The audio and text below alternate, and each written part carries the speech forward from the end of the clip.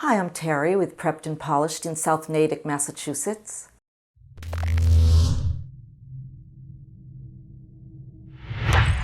The SSAT is an important part of the admission process. Your scores measure your potential performance in private schools, so you want to do your very best. Preparing for the SSAT is not unlike how Olympic figure skater Gracie prepared for the 22nd Winter Olympics. The last 6 months, she had a new coach, and they worked on areas like artistry, focus, and confidence, because preparation equals confidence. Then, at her Olympic debut, she skated her personal best in the free skate and helped to clinch a team medal. Today, I'm going to be your coach as we review how to avoid 4 of the most common mistakes students make on the SSAT. That way, you can perform your personal best. One of the most common mistakes students make is a lack of preparation when it comes to vocabulary on the SSAT. Vocabulary is an essential skill for the SSAT. Analogies are a whole lot easier when you know all the word choices, and word in context questions for reading comprehension are easier when you have a big vocabulary. And your essay will be more interesting if you can select just the right word when you need to use it. So start early and transform your skill level just like Gracie Gold. One of the ways to really strengthen your vocabulary is to read as much as you can. When you see unfamiliar words in the context of other words, not only does it build your vocabulary, but it gives you a good sense of the meanings of words. Also, your verbal ability increases with consistent use. So read as much as you can and read what you enjoy.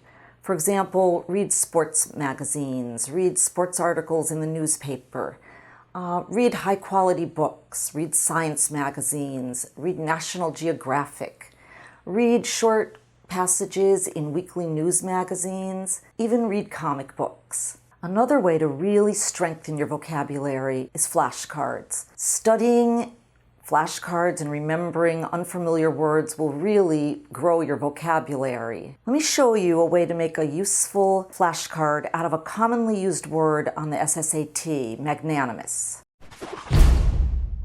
Always carry a stack of flashcards with you so you can write down a word that you don't know when you read it, like magnanimous. So this would be the front of a flashcard, and you would write the word. On the back of the card, you would look the word up in the dictionary and include the part of speech adjective, because that will help you on the SSAT. It helps to write down word roots, because when you know a word root, not only will it help you know the meaning of magnanimous, but other words that have the same word root, like magnate. Now, mag means great and big. Animum means life or spirit, soul. So the definition makes sense, having a great or noble spirit, big-hearted, generous, forgiving. Now you want to make up a sentence that you can associate with, that's relevant to you. It can be hilarious or creative. The teacher excused the late homework with the warning that she would not be so magnanimous next time. She wouldn't be so generous.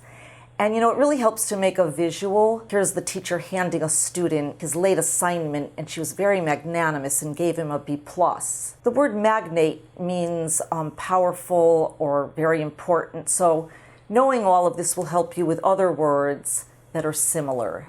Once you get a pile of words, have fun with studying them. Quiz yourself or have a parent or friend quiz you.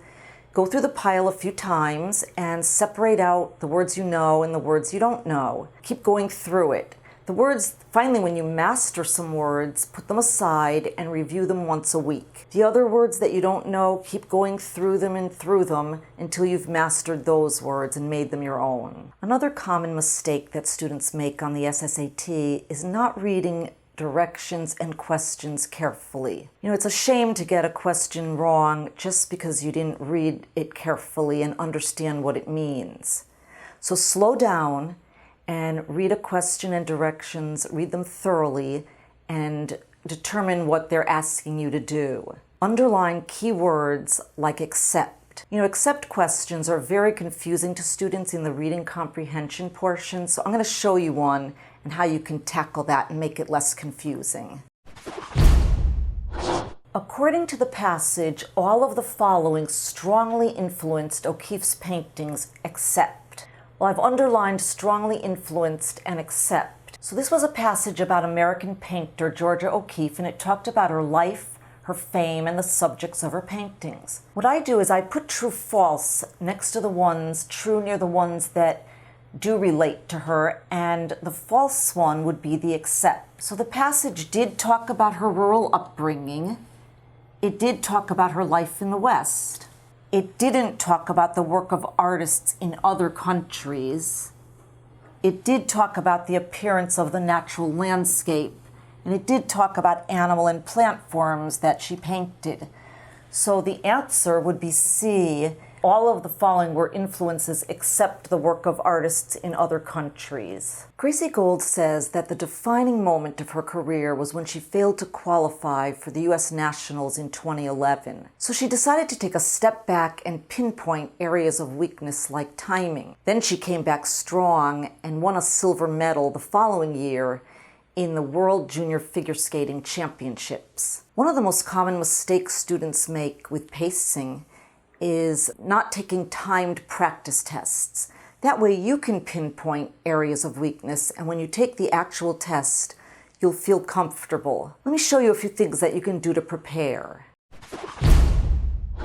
So when you take the timed practice tests at home, practice writing your essay in 25 minutes. Practice spending a half a minute on synonym and analogy questions in the verbal section. There's 60 questions in 30 minutes. For reading comprehension, pace yourself to answer 40 questions in 40 minutes. And for the quantitative section, there's 25 questions in 30 minutes.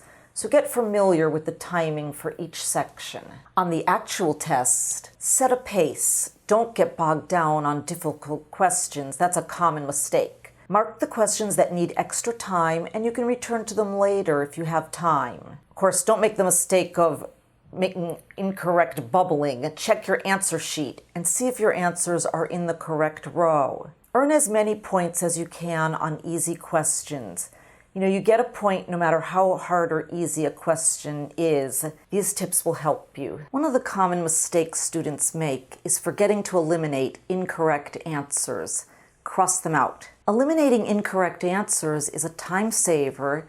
It helps you target the correct answer, and also it helps you to guess strategically. If you can eliminate one, preferably two choices, you have much better odds of getting the right answer. You get one point for every correct answer, and although you do get minus a quarter point for an incorrect answer, I think if you guess strategically, you'll be good to go.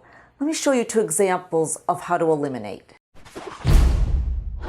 In this example, this analogy example, anesthetic is to pain as. Anesthetic deadens pain or lessens pain. So let's look at the choices and eliminate as we go. Lamp is to light. That doesn't make sense. Mnemonic is to memory. Well, mnemonic's a memory aid, so that doesn't fit. Exercise is to diet. Nope.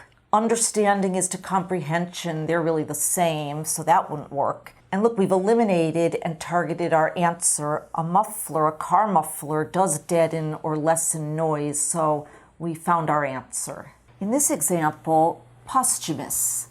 We're looking for a similar meaning. Now you might remember that post means after, so in the future doesn't work. Post-war, I'm not sure. After death, that might work. During the age of, I'm going to eliminate that. Promptly, I'm going to eliminate that. Now we're down to two choices. I might think to myself, they might not use the same word part in the answer, so I'm going to go with after death. And you know what? That is the right answer. So elimination can help you target the right answer. Here's a bonus tip for you. Don't make the mistake of underestimating the power of the essay. Even though it's not scored, it's often used as the final judgment. So practice writing the essay at home, whether it's the creative essay or the regular essay prompt. You can practice writing them at home, brainstorm some ideas, and work on your structure and vocabulary. and you'll be prepared come test day. You can be sure that Gracie Gold is working hard on perfecting her skills for her upcoming individual performance. This will enable her to avoid mistakes and reach her potential. I hope these tips today on how to avoid the most common mistakes that students make on the SSAT will help you to reach your potential. So start early and practice every day, just like Gracie Gold. Remember, preparation equals confidence. Good luck.